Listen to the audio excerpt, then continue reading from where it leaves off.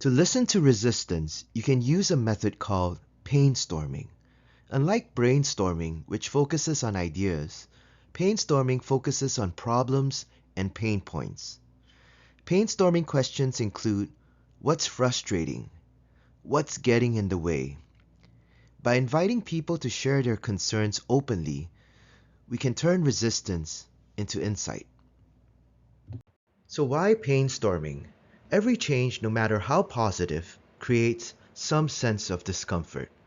People resist not because they're stubborn, but because something they value feels at risk. That's where painstorming comes in. Painstorming is the practice of exploring pain points deeply before jumping to solutions. It's a shift from product-driven to problem-driven innovation. It will help you uncover real obstacles that customers and employees face. When leading change, we often rush to solutions, but real change begins with understanding organizational pain.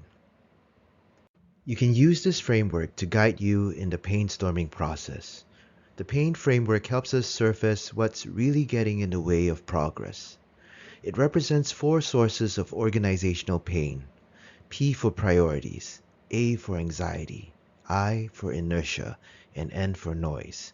The pain of priorities happens when priorities are not clear or misaligned.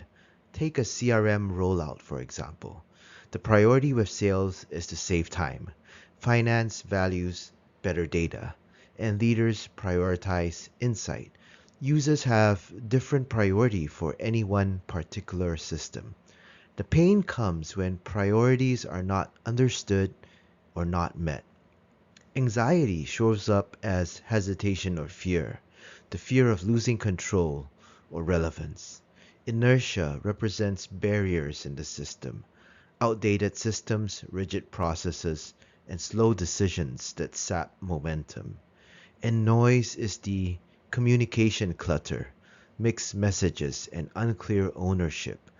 When leaders can name the pain, you can start to align different stakeholders towards change. Painstorming is a conversational sequence that can help you uncover what's really happening behind resistance to change. We start with priorities because alignment is the foundation of momentum. You can ask, what's most important for you with this change? This question helps clarify what people value. Once we know what matters, we move to anxiety, the emotional side of change. You can ask, what concerns you about this change? This opens the door to fears about relevance, competence, or confidence. When leaders name those fears, resistance can ebb away. Next, inertia, where the organization itself might be holding things back. You can ask, where do things feel stuck, slow, or unnecessarily hard? This identifies structural barriers that frustrate progress. Finally, let's explore noise, the confusion that clouds communication. You can ask, what information feels unclear, inconsistent, or confusing for you? When people can't make sense of the message, they can't act with confidence. Together, these four questions move people from what people value to what they fear to what slows them down and what overwhelms them. This is the painstorming sequence. Painstorming can be done in a one-to-one conversation or in a group meeting.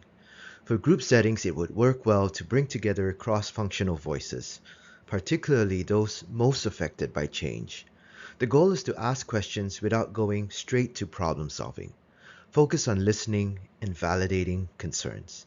In doing so, you will hear things that might not be said if you jumped immediately to problem solving.